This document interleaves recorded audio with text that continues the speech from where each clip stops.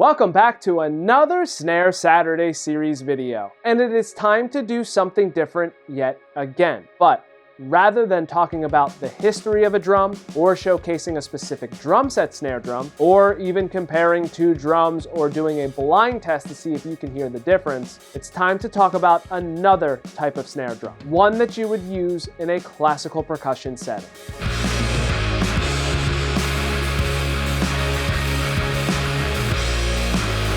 Yo, what is going on everybody? Nick Costa here, and in this video you're going to get the chance to see and hear the Ludwig Hammered Brass Concert Snare Drum. This is the 6.5 by 14 model that one of my schools in the Philly district just received. As a matter of fact, this same school is hosting the Region 6 Orchestra for PMEA, also known as the Pennsylvania Music Educators Association. And thanks to fellow viewer Wade Dixon, who is always tuning into the Snare Saturday series, Wade saw this drum on another social media platform when I posted about it last Friday and asked if there was a possibility to do a Snare Saturday video on it. So why not? Let's talk about a concert snare drum, what makes it different than a drum set snare drum, and give you the opportunity to hear how great this drum sounds. Now, before we dive into this video, make sure you hit the subscribe button as well as the bell icon.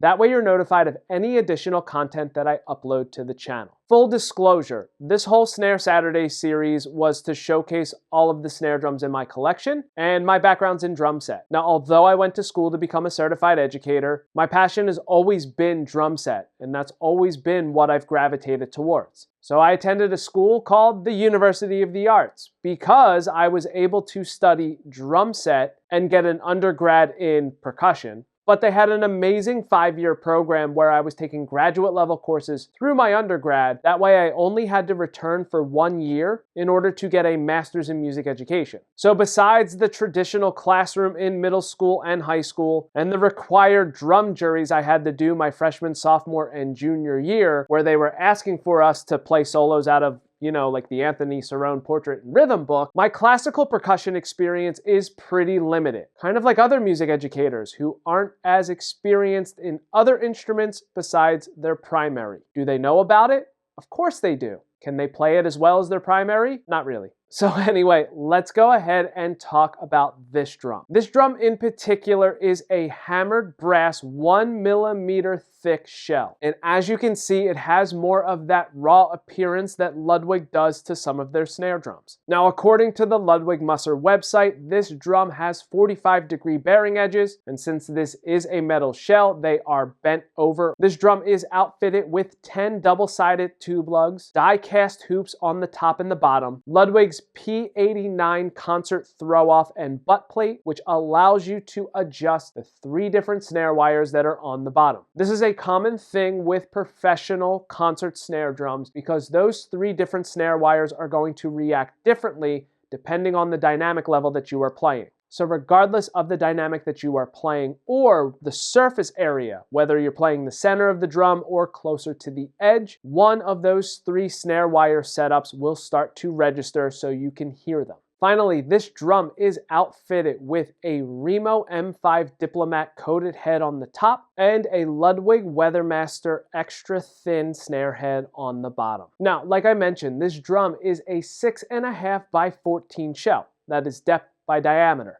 And that is a very common size for drum set snare drums. Also, this drum has tube lugs and die-cast hoops, which you can also get on a drum set snare drum. But what makes it different? As the folks at Ludwig were R&Ding various concert snare drums, they were looking to see what would be the best configuration regarding the shell type, the shell thickness, along with getting the best snare response. So getting a brass shell that is only 1mm thick, making sure that it has 45-degree bearing edges on it, outfitting it with die-cast hoops so it's a little bit more direct than with triple flange hoops, then finally putting a throw-off and butt plate that allowed you to have the 3 different snare wires you see on professional concert snare drums, along with the thinnest heads possible for the most articulation, like a Remo Diplomat on the top and a Ludwig Weathermaster extra thin on the bottom. You now have a snare drum that would sound beautiful in a concert setting. Like I mentioned earlier, my experience in a classical environment is extremely limited.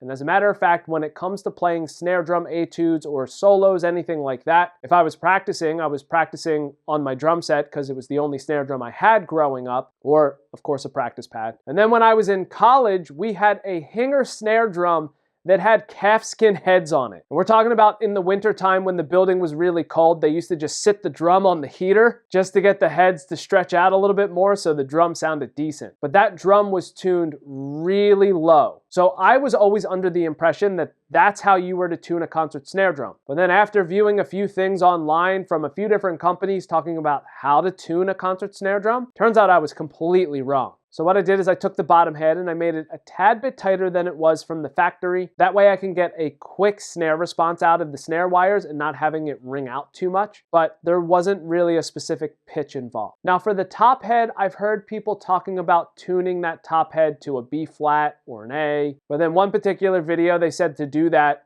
they tapped the drum and then turned on a tuner.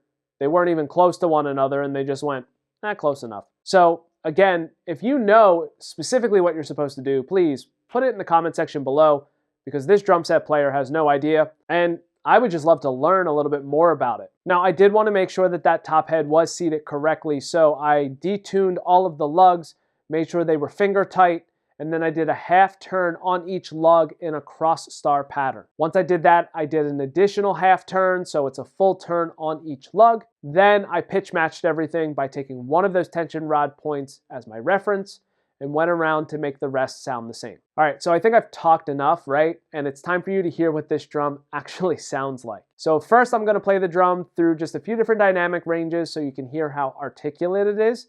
I'll play a few rolls through a few different dynamic ranges as well. And then I will be playing an excerpt out of Portraits in Rhythm by Anthony Cerrone, because again, this is the book that I studied out of in college and is the book that I just know the best.